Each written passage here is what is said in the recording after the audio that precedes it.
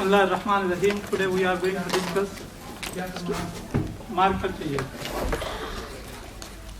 meeting between Sayyidina Musa alayhi salam and Sayyidina Khadir alayhi salam, and the story is related to the ilm, or you can say manners of ilm.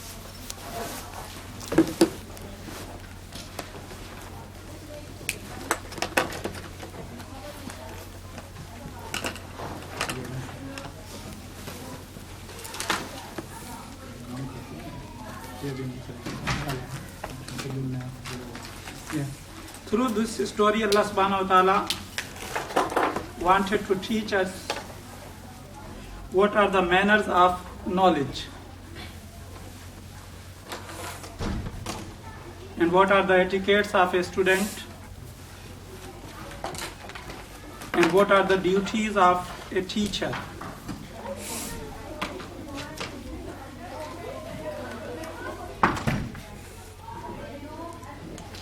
Let me clarify you who is a teacher. Teacher is not only a person who is the teaching, who has the knowledge. Teacher is every person who has any responsibility to look after his children, his people, the different names. Parents, they are also teacher. Shaykh is also a teacher, and Muallim, Ustad, he is also a teacher. And Rasulullah sallallahu alaihi wasallam is a teacher of teachers. Muallimul Kainat, teacher of universe. As the event mentioned in Hadith, Rasulullah sallallahu alaihi wasallam came in Masjid Nabawi and he found two circles there. One circle was doing the zikr of Allah subhanahu wa ta'ala, and second circle was busy in learning. Rasulullah sallallahu alaihi wasallam sat down with those they were learning, and he said, Innama boistu muallima, I am sent as a teacher.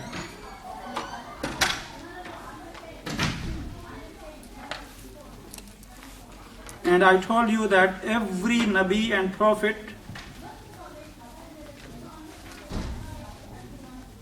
they learned from Allah subhanahu wa ta'ala. What is daleel we have?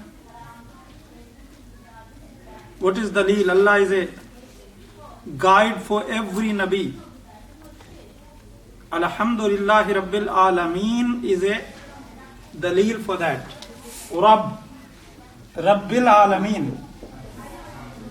Rabb means sustainer, cherisher, Lord.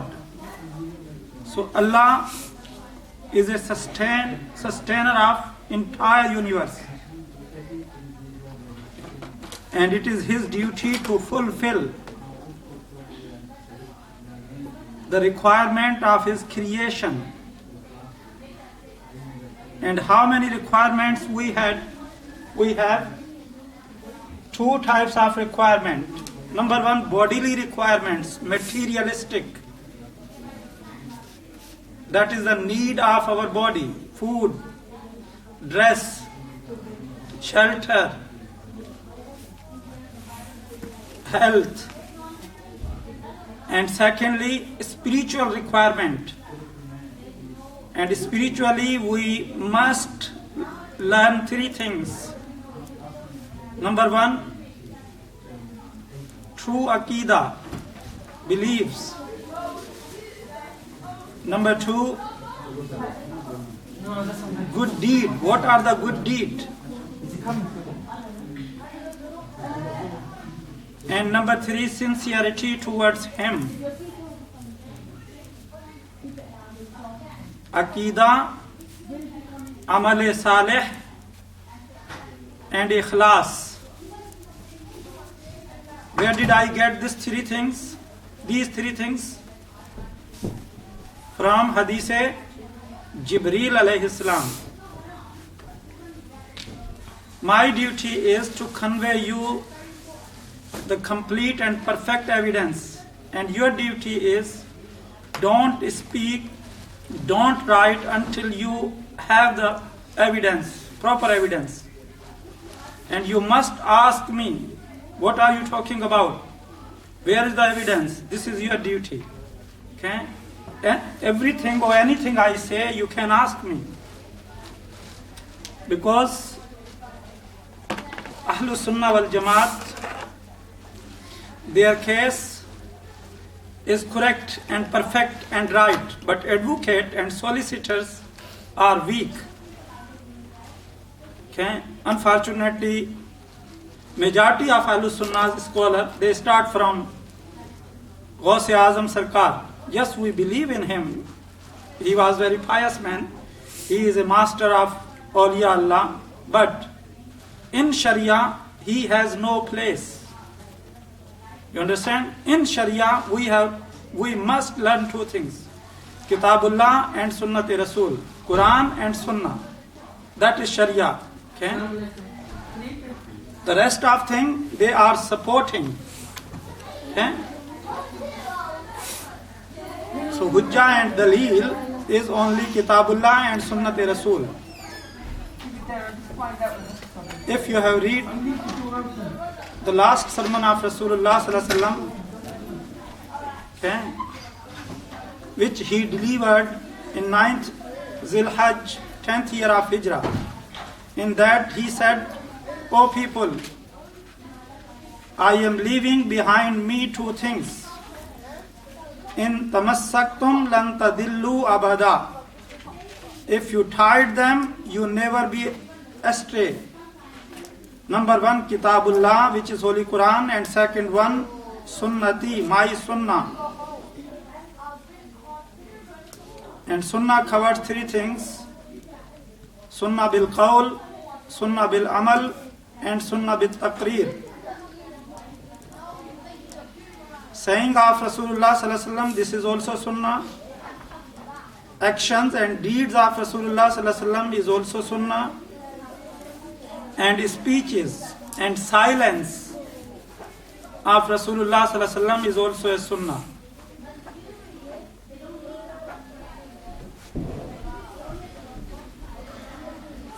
Then I told you two things. There are two types of knowledge. Number one, knowledge of Sharia. It is called Ilmu Zahir.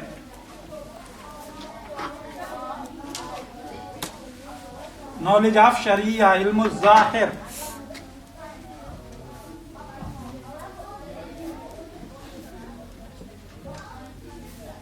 Islamic law.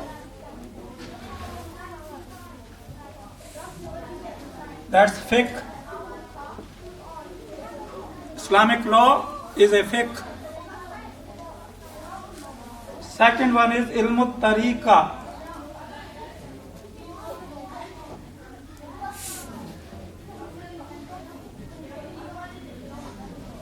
That is tasawwuf or spiritualism.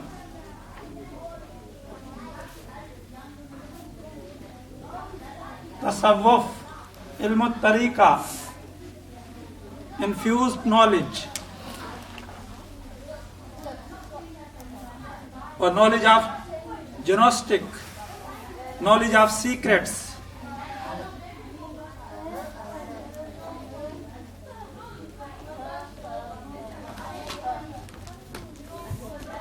And according to Quran, Rasulullah sallallahu alaihi wasallam taught this knowledge. Which verses of Holy Quran? They are the secrets of Quran. Huruf-e Muqatta'at. Okay, 29 verses. Alif Lam Mim, Ha Mim, Yasin, Alif Lam Ra. These are the secrets. Only Allah and His beloved Rasul sallallahu alaihi wasallam know the meaning. And I gave you another evidence from Surah Al-Baqarah that Rasulullah sallallahu alaihi wasallam taught his companion the knowledge of secrets.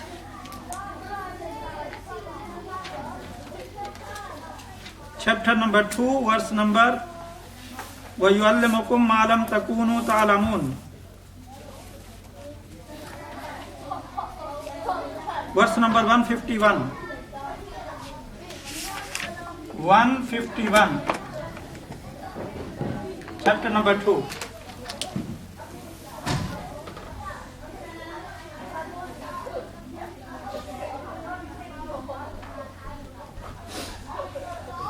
And then hadith in Sahih al-Bukhari narrated by Sayyidina Abu Huraira radiyallahu anhu.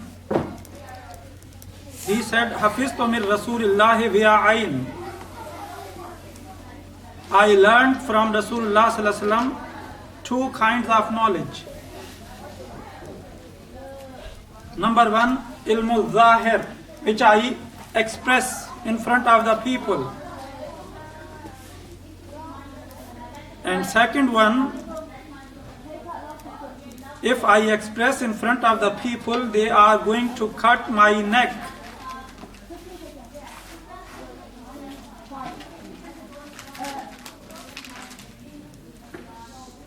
And another narration, which is narrated by a great Tabai and unique person in the history of Islam, Imam Hassan al-Basri, student of Sayyidina Ali radiyallahu anhu.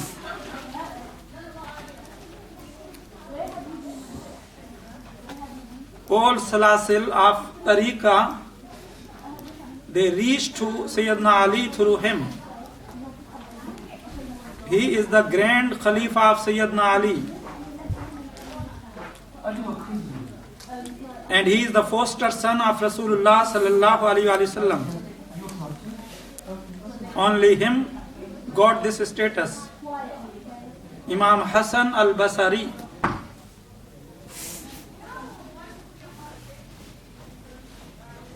He said, Rasulullah sallallahu alaihi wasallam said, Al-ilmu ilman. Ilm is divided in two parts. Ilmun fil qalb wa ilmun alal lisan. Ilmun fil qalb. Ilm goes to the heart. And second ilm is only on the tongue.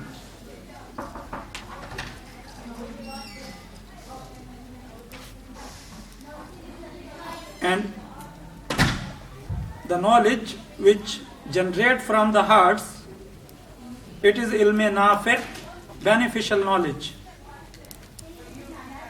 And ilm running on the tongue, it is hujjah, it is a dalil.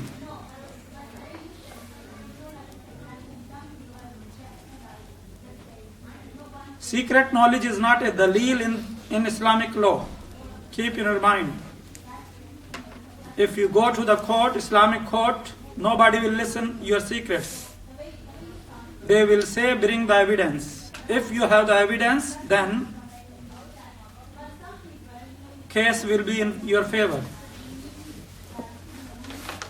So when you understand this, now come to the manners and etiquettes.